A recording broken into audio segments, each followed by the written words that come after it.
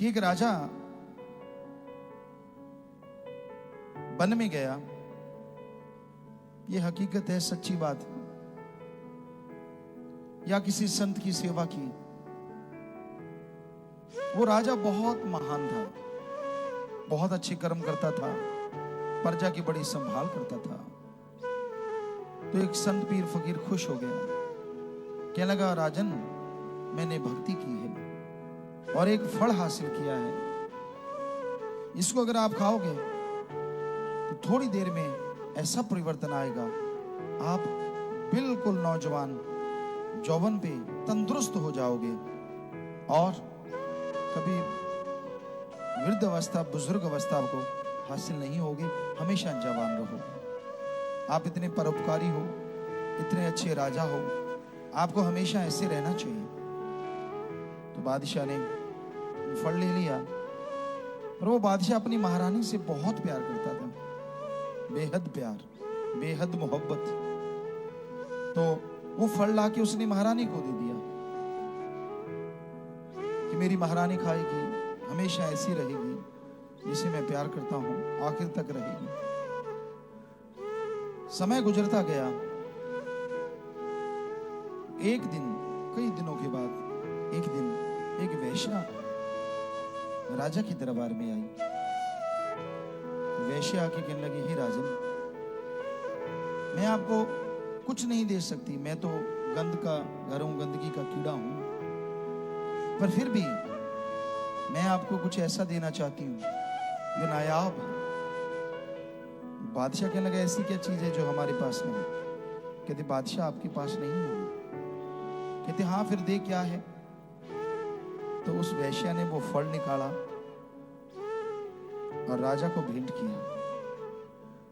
राजन, ये ऐसा फल है, खाओगे हमेशा जौवन बना रहेगा, आप इतने महाराज, इतने अच्छे राजा हो, हमेशा जवान रहोगे। राजा दंग रह गया, ये तो वही फल है जो मैं लेके आया था, मैंने तो महारानी को दिया था। बादशाह के मन में आया, मैं इतना प्यार करता हूं, ये वेश्या के पास फल आया तो आया कैसे?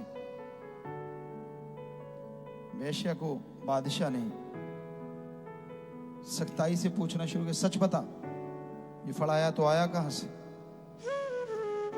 कहने लगी, जी मुझे तो नगर कोतवाल दे के गया है, या सेनापति कह लो। कहने लगा, बुलाओ सेनापति को। दरबार में बुला लिया।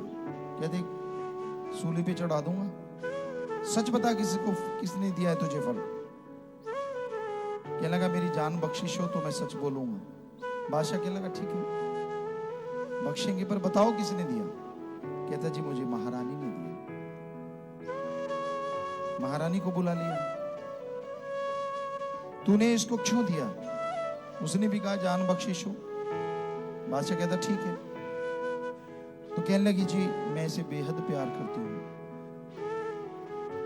इस सेनापति को, इसलिए मैंने फल इसको दिया। तो बादशाह का दिमाग चक्कर गिन्नी हो गया, तौबा करने लगा, ओ कैसे लोगों से प्यार किया। इस महारानी से बादशाह बोलने लगा भरे दरबार में, कहते, ये फल मुझे ही मिला था और मैं अपनी महारानी से बेहद प्यार करता था, मैंने महारानी को फल दिया, पर लानत उस महारानी पे जिसने महाराजा को छोड़ के एक सेनापति या नगर कोतवाल को फल दिया, और लानत उस कोतवाल पे जो महारानी के इश्क में डूबा हो, जिसके इश्क में महारानी डूबी हो, और उसने फल ले जाके वेश्या को दिया, और शाबाश वेश्या जिसने वो फल अपने महाराजा को दिया। तो ये है दुनिया की रीत, आज भी वैसा ही है, कोई दो राय नहीं है।